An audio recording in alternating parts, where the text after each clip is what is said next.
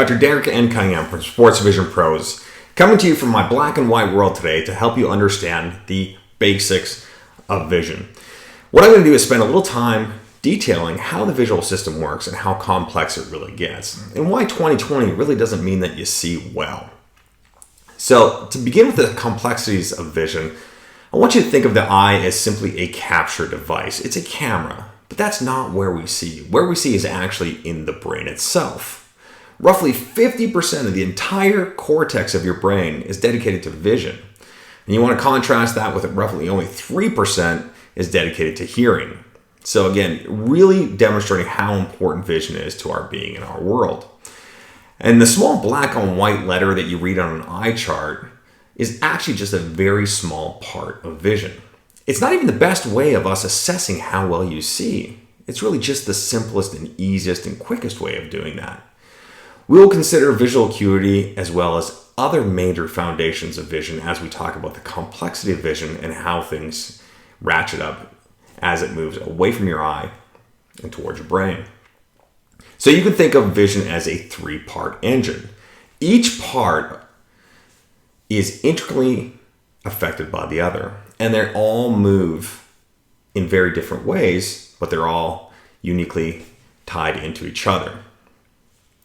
Now, the three parts of vision from increasing complexity, you can think of it as static vision, and that's what you'll read on a chart.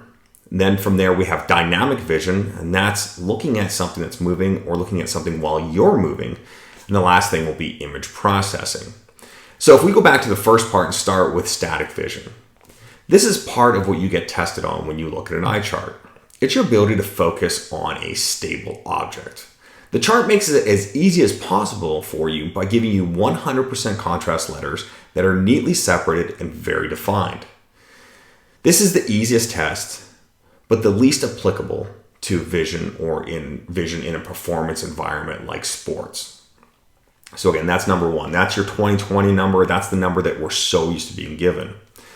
Then we move from there into dynamic vision. Now, dynamic vision is actually completely different. This is where things start to get really complex. Now we are talking about how you see a moving object, whether the object is moving or whether you're moving. This uses some completely different systems. Not only different parts of your retina, it actually uses completely different parts of your brain. If that's not confusing enough for us, we also have a very complex system of eye muscles that now have to move the eye in endless directions. And then we need a computer-like processing center to keep both of your eyes exactly aligned. So if you look at this image of the isolated eye muscles, you'll see that we have 6 separate eye muscles on every eye, and each one of them is responsible for moving the eye in a different plane. Now this all has to be coordinated. More importantly, it has to be yoked with the other eye so they're all doing the exact same thing at the exact same time. It's a really complex system of levers and pulleys. On top of that, then you have a pupil system in which our pupils will open up wider to get more light and constrict to get less light. It also affects the quality of the vision that you're seeing when the pupils get larger and smaller. And that pupil system now is also tied in with the eye movement system. So your pupils will actually change size depending on where your eyes are moving. And then you have the rest system.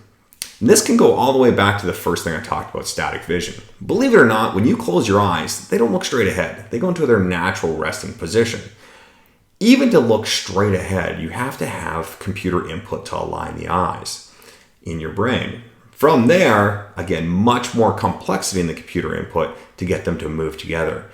Now, when you get into high speed or high stress environments, this processing can get really overwhelming for the visual system. Now, you may be deficient in one or all areas of this visual system of dynamic vision, and this is a harder part to test. This system often breaks down under stress, but can be trained and enhanced. And this part is directly relevant to sports vision. Now for the last and most complex area, which is image processing. Remember when I told you that roughly 50% of your brain is dedicated to vision, or at least the cortex is dedicated to vision?